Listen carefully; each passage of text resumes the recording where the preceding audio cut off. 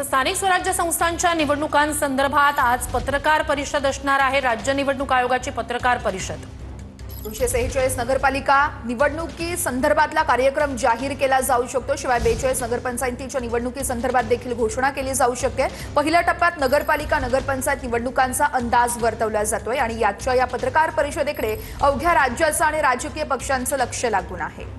तर स्थानिक स्वराज्य संस्थांच्या निवडणुकांसंदर्भातली ही पत्रकार परिषद असणार आहे। दुपारी 4 वाजता राज्य निवडणूक आयोगाची पत्रकार परिषद। पहिल्या टप्प्यात नगरपालिका नगरपंचायतीच्या निवडणुका घोषित केल्या जाण्याची शक्यता आहे। एकीकडे राज्यातलं मविया आणि मनसेचं शिष्टमंडळ केंद्रीय निवडणूक आयोगाची भेट घेण्यासाठी गेलेलं आहे। मतदार याद्या स्वच्छ झाल्याशिवाय निवडणुका नको, निवडणुका पुढे ढकला अशी मागणी विरोधकांची आहे आणि या सगळ्या पार्श्वभूमीवर आजच राज्य निवडणूक आयोगाची दुपारी 4 वाजता पत्रकार परिषद। निश्चितच आणि केंद्रीय निवडणूक आयोगाची भेट घेण्यासाठी हे सगळे नेते जर इकडे दिल्लीला पोहोचले असले तरी आज संध्याकाळी 4 वाजता राज्यामध्ये राज्य निवडणूक आयोगाची पत्रकार परिषद असणार आहे। त्यामुळे या पत्रकार परिषदेकडे सर्वांचं लक्ष आहेच। मात्र केंद्रीय निवडणूक आयोगाकडून देखील सर्वपक्षीय नेत्यांना नेमकं काय सांगितलं जातंय आणि त्यांची भूमिका कशा पद्धतीने घेतली जाते हे बघणं देखील अतिशय महत्त्वाचं असणार आहे। 3 टप्प्यात या स्थानिक स्वराज्य संस्थांच्या निवडणुका घेतल्या जाऊ शकतात असा अंदाज आहे। अर्थात आज राज्य निवडणूक आयोग कशा प्रकारे हा कार्यक्रम घोषित करतंय, किती टप्प्यातला निवडणुकांचा कार्यक्रम घोषित केला जातो याकडे लक्ष असेलच। मात्र नगरपालिका नगरपंचायती जिल्हा परिषदा पंचायत समित्या आणि महापालिका यांच्या निवडणुका राज्यातल्या प्रलंबित आहेत।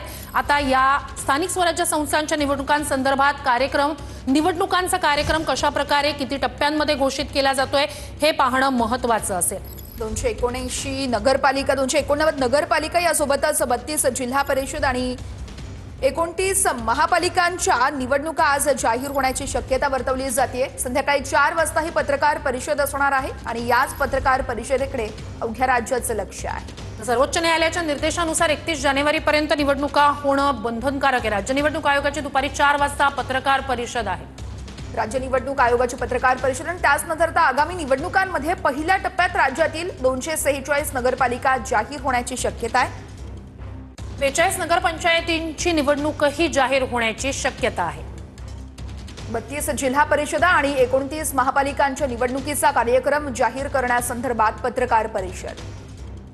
सुप्रीम कोर्टाच्या आदेशानुसार मुदत संपलेल्या सर्व स्थानिक स्वराज्य संस्थांच्या निवडणुका 31 जानेवारी पूर्वी घेतल्या जाण्याचे बंधनकारक आहे, तशा त्या घ्याव्या असे निर्देश आहेत। राज्य निवडणूक आयोगाची आज पत्रकार परिषद आहे। स्थानिक स्वराज्य संस्थांच्या निवडणुकांसंदर्भात किती टप्प्यातला निवडणूक कार्यक्रम घोषित केला जातोय याकडे लक्ष असेल।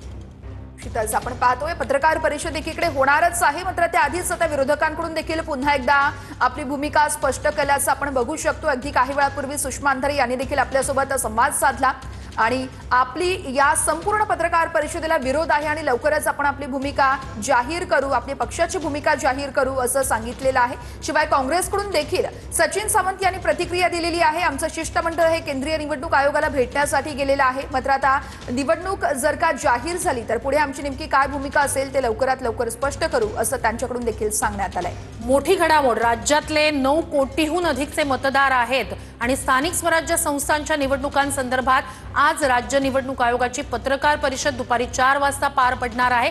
आता स्थानिक स्वराज्य संस्थांच्या निवडणुकांसंदर्भात किती टप्प्यात हा निवडणूक कार्यक्रम घोषित केला जातोय हे पाहणं अत्यंत महत्त्वाचं असेल।